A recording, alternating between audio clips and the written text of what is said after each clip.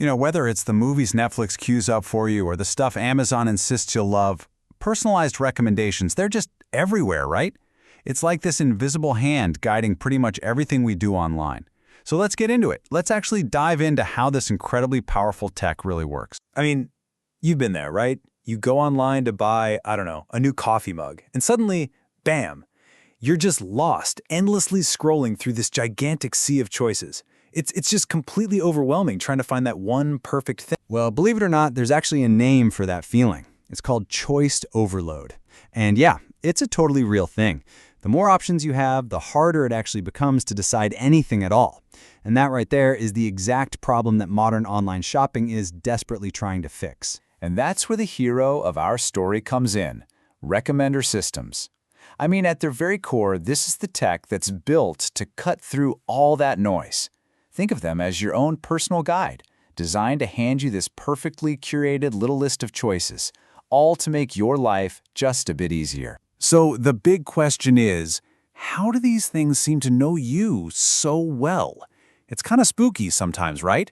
But it's not magic, not at all. It's actually a really clever process that's all about learning from your behavior.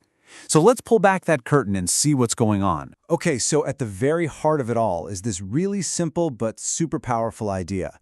It's a feedback loop. See, the system watches what you do, the stuff you click on, the things you buy, and it uses that to guess what you might want next. And here's the cool part. Every single time you react, whether you buy something or just ignore it, you're basically teaching the system. You're making it smarter for the next time. So these systems basically have two main tricks up their sleeve. First, you've got collaborative filtering. This is the whole people like you also liked thing. It's kind of like getting a recommendation from thousands of your clones who have similar taste. Then you've got content-based filtering. This one's a bit more direct. It looks at the actual features of what you've liked before. Like, say, you watch a bunch of sci-fi movies, and then it just goes out and finds you, well, more sci-fi movies. Simple as that. But here's the thing. These recommendations aren't just random shots in the dark. No. They are strategically placed across your entire shopping experience. So let's actually follow that journey, step by step, and see how it works. All right, so I want you to think about your shopping trip not as a single click, but as a whole journey. And every journey needs a map. This is basically the map of that process. And as you can see, it's broken down into 3 really clear stages: before you buy, when you buy, and after you buy. We're going to walk through each one. Okay, let's start at the very beginning.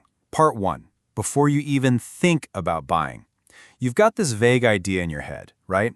I need a new book, or I could use some new headphones, but you haven't landed on a specific one. You're just browsing. So in this pre-purchase stage, the system has one main job: to stop you from feeling completely overwhelmed. It does that by cutting down on what they call cognitive load. That's just the brain power it takes to sort through a million options. Instead, it guides you toward a much smaller, much more manageable group of products, what we call your consideration set. Now, during this phase, it's about way more than just showing you products. The system is actually trying to earn your trust. It's trying to create that consideration set for you. Things like how much you already know or trust a brand, that plays a huge part. And so does the context. Like, are you in a huge hurry? Because if you are, you're way more likely to just grab one of the first good-looking options it shows you. All right, so now we're moving on. You've narrowed it down. You've got a couple of solid options in your mental shopping cart. Now, it's time for the moment of truth. Time to actually make the choice. And boom, we're in the purchase stage. And you can feel the shift, right? The game changes here. It's not about exploration anymore. It's all about persuasion. The system's goal isn't just to show you stuff. It's to help you weigh the alternatives, to make you feel safe about your choice, and, yeah, to give you that little gentle nudge toward the buy now button. So what's the secret sauce? What finally pushes you over the edge? Well, research points to a few key things. You've got strong reviews, that's called social proof. You've got a sense of urgency, maybe a limited time offer. And you've got really clear, easy-to-understand info that just makes you feel confident you're not making a big mistake. All right, part 3. You've clicked buy, the package is on its way. You might think the whole journey is over, but you'd be wrong. For the recommender system, This final stage is actually one of the most important parts of the whole deal. This is the post-purchase stage, and this is where the whole cycle closes. Everything you do after the sale, leaving a review or maybe even returning the item, all of that is incredibly valuable data. Your satisfaction, or maybe your frustration, becomes the fuel for the next recommendation engine, not just for you, but for everyone else too. So, let's just boil this whole journey down, shall we? Pre-purchase, that's all about searching and considering. Purchase, that's about choosing and completing the order.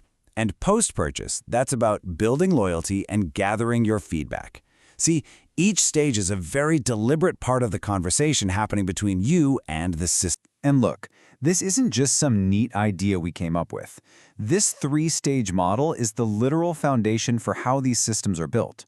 As the research says, it's an interaction process in 3 stages. Stage 1, figure out what the consumer wants. Stage 2, generate a recommendation based on that.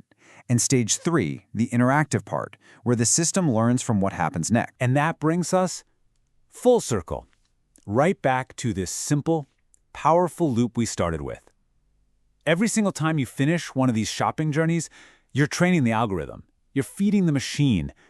The loop starts all over again. Only this time, it's just a little bit smarter, a little bit more tuned in to exactly what you want. So, where does that leave us? It kind of begs the question, doesn't it? Are these systems just a helpful guide, a friendly hand to hold in a world of too many choices? Or are they something else? A really sophisticated tool of persuasion, shaping what we want in ways we might not even notice? The real answer is, well, it's probably a little bit of both. Something to think about next time you're scrolling.